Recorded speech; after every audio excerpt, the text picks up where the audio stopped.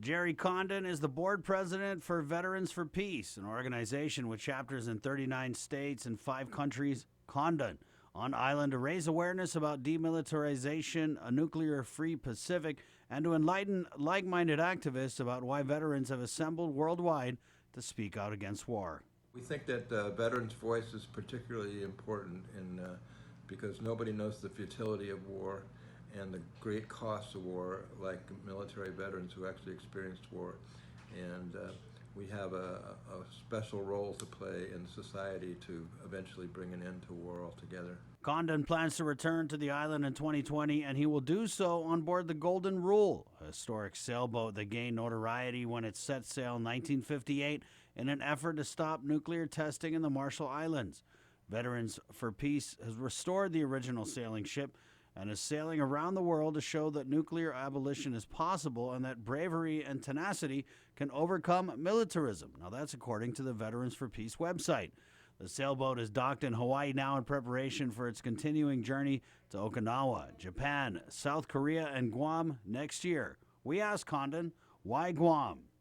We know that there's many veterans, I think over 10,000 veterans here in Guam, and we know that there continue to be environmental problems from Agent Orange, from the impacts of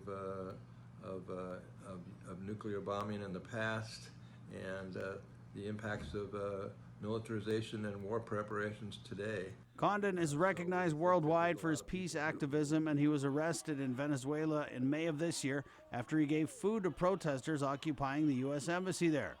He says he's networked with regional activists and was drawn to the area because of the high cost of military training and testing here. People throughout the Pacific, including here in Guam, continue to suffer high rates of cancer and other impacts from those bomb tests in the Marshall Islands at that time. Condon was a Vietnam War era veteran who resisted his orders as a Special Forces medic and went AWOL, hiding out in Europe and Canada before eventually returning to the U.S. when draft and war resistors were given asylum in 1975.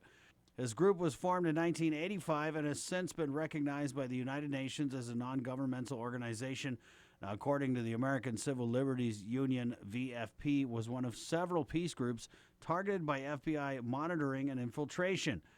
Condon says while the group has more than 3 decades of experience in protesting war and militarization around the globe, every trip it takes, including the one here, is still a learning experience. We bring our own message of peace and demilitarization, but more importantly, we're learning what's going on the islands. We're meeting a lot of wonderful people on the islands and trying to share that information with people back in the United States.